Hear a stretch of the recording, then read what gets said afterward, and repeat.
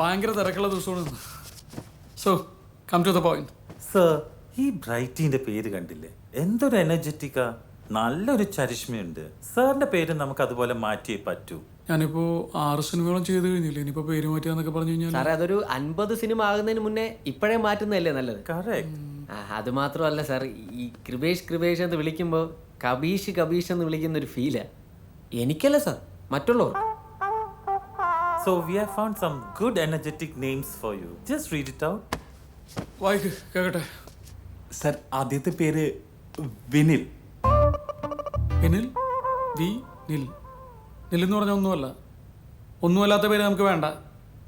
Okay, അടുത്തതൊരു traditional പേരാണ്, പ്രദോഷ് സന്ധ്യ. മൊത്തം കഴിഞ്ഞു, കത്തി തീരുന്നു അല്ലേ? നേരം വെളുത്തിട്ടൊക്കെ വേണം വേറെ പേര് വൈകിടും. ഓക്കെ സർ, ഒരു റഷ്യൻ സ്റ്റൈൽ ഒരു പേരുണ്ട്. റഷ്യൻ പേര് നല്ലതാ സാറ്, ഹോളിവുഡിൽ പോകുമ്പോൾ ഗുണം ചെയ്യും. റഷ്യൻ പേര് വൈകി മിഷ്കിൻ എന്നൊക്കെ പറയുന്ന പോലെ. ബ്രാഷ്നേവ്. അത് വേണ്ട സാർ. ഈ ബ്രാഷ്നേവ് എന്നുള്ളത് ഫാൻസുകാർ ചുരുക്കി ബ്രാക്കുട്ടപ്പൻ എന്ന് വലുതാക്കിയാൽ മൊത്തം കുഴപ്പമാവും. കട്ട് ചെയ്ത് വിട്ടാലോ? പറഞ്ഞു വിട്ടേക്കാം സാർ. ഇങ്ങോട്ട് താ, ഞാനിത് വായിക്കാം. അടുത്തൊരു പേര് ആക്രാന്ത്. ആക്രാന്ത് തോന്നുന്നു. ആക്രാന്ത് അല്ല സർ, ആകാന്ത്. ഇതൊരു കൂറപ്പേരാടോ. I told you na, ഇതൊന്നും സാറിന് ഇഷ്ടാവില്ല. The next name is energetic, exotic, fantabulous, Aghosh. Aghosh. Good. Life is an ആഘോഷം. Cinema is an ആഘോഷം. So an actor like you should have the name Aghosh. Point. Fix it. Oh, finally. നമ്മളെന്തായാലും പേര് മാറ്റുമല്ലേ? നമ്മൾ മാത്രം അറിഞ്ഞാൽ മതി. ആഘോഷത്തോടെ ഒരു മേനോൻ കൂടി വെച്ചാൽ കുഴപ്പമുണ്ടാവോ? ആഘോഷ് മേനോന്ന്. Nice. ആഘോഷ് മേനോൻ. ജോഷി ചിത്രത്തിൽ ആഘോഷ് മേനോൻ, പ്രിയദർശൻ ചിത്രത്തിൽ Aghosh Menon. Wow, it's quite interesting. Wonderful. ഈ മേനോന്മാര് പ്രശ്നം ഉണ്ടാക്കൂലായിരിക്കും അല്ലേ? Hey, no. ഇനി ബിജു മേനോൻ വല്ല കുഴപ്പമുണ്ടാക്കുമെന്ന് അറിയില്ല. ഹേയ്, പുള്ളി ഒരു പാവമാണ്, ഞാൻ പറഞ്ഞ ഡീൽ ചെയ്തോളാം. Okay, so let's clap for Aghosh Menon. Thank you.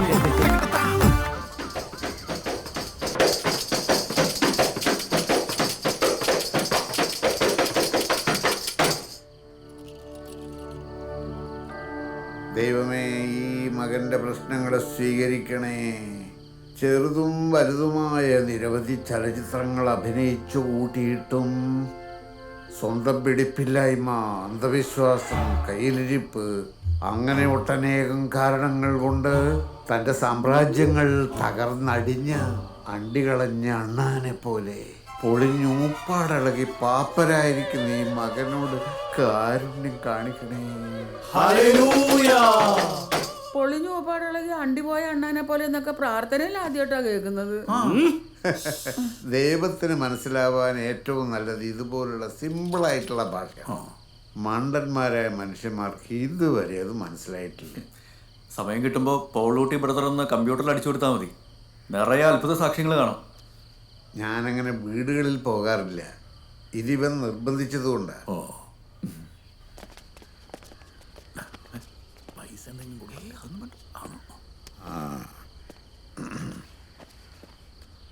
കൈവച്ചാൽ എനിക്ക് നെഞ്ചിൻ്റെ താളമളക്കാം. മോഹൻ ഒരുപാട് സൂക്ഷിക്കണം. ഈ വർഷം ഒന്ന് കടന്നു കിട്ടണം. ബ്രദർ എന്താ ഉദ്ദേശിച്ചത്? ഞാൻ പറഞ്ഞതിൽ നിന്ന് തനിക്ക് എന്താണോ മനസ്സിലായത് അതാണ് ഞാൻ ഉദ്ദേശിച്ചത്.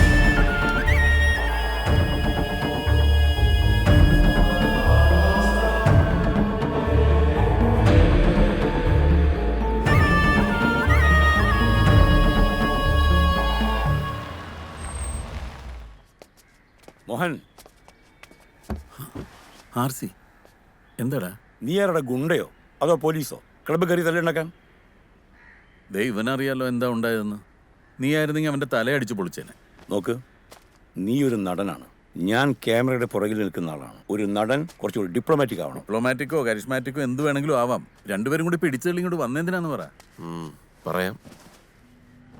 സിനിമ ഇറങ്ങിയ അന്ന് മുതൽ ഞാനും ഇയാളും നാട്ടുകാരും എല്ലാവരും വിളിച്ചു പറഞ്ഞു തനിക്കിതിനൊരു അംഗീകാരം കിട്ടുമെന്ന്. അങ്ങനെ ഉറപ്പായിരുന്ന ഒരു അവാർഡ് ആ തല്ല് കാരണം പോയി കിട്ടും. കഴിഞ്ഞ 10-12 ദിവസമായിട്ട് സ്റ്റേറ്റ് അവാർഡിൻ്റെ സ്ക്രീനിങ് ആയിരുന്നു.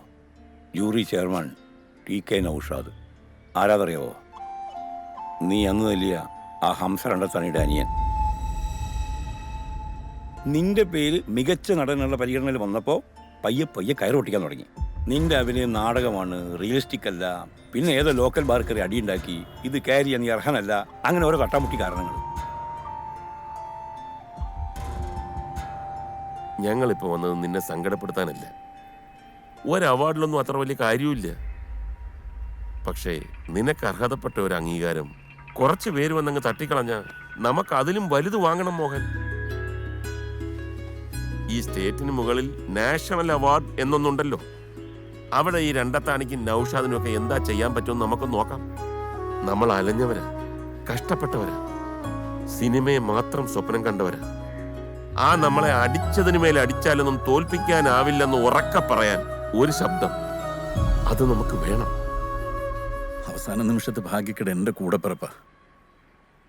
നിങ്ങൾ വെറുതെ ഒന്നിനും ശ്രമിക്കണ്ട. ഞാനിങ്ങനെയൊക്കെ തന്നെ കഴിഞ്ഞോളാം. സാറേ, ഇതേപോലത്തെ റോള് എപ്പോഴൊന്നും കിട്ടുന്നതല്ലല്ലോ. നമുക്കിത് അപ്ലൈ ചെയ്യണം സാറേ. മോളെ, നീ ഇതിൻ്റെ പ്രൊസീജിയേഴ്സും ഫോർമാലിറ്റീസും ഒക്കെ ഒന്ന് ഗൂഗിളിൽ നോക്കിയേ. ഓക്കെ, ശരി.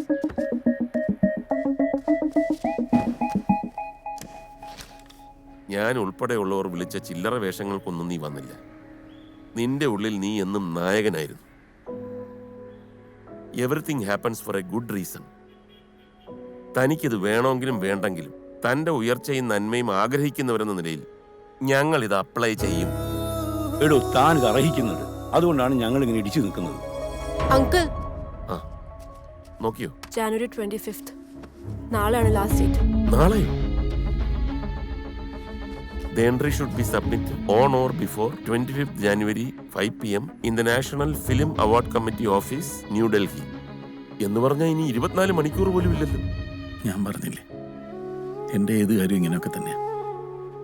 സാറേ, 24 മണിക്കൂറേ ഉള്ളൂ എന്നല്ല, 24 മണിക്കൂർ ഇനി ഉണ്ടല്ലോ എന്ന് വിചാരിച്ചുകൂടെ?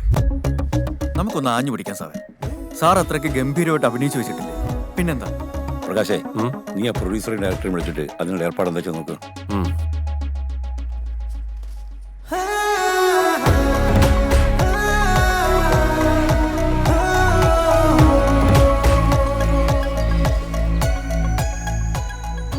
ഞാനിപ്പം വയനാട് തിരുനെല്ലിയില സർക്കാരിന് വേണ്ടി ഒരു ഡോക്യുമെന്ററിയുടെ ഷൂട്ടില്.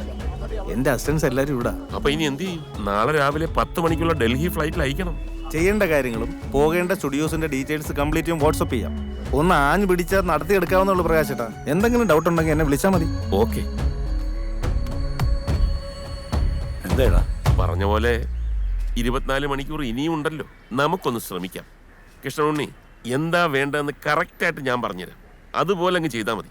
എന്ത് വേണേ പറഞ്ഞോ സാറേ, ചെയ്യാവുന്നതിന്റെ മാക്സിമം ചെയ്യാം. നമുക്കിത് വേണം സാറേ. എന്നാ തുടങ്ങിക്കളയാം. ഓക്കെ.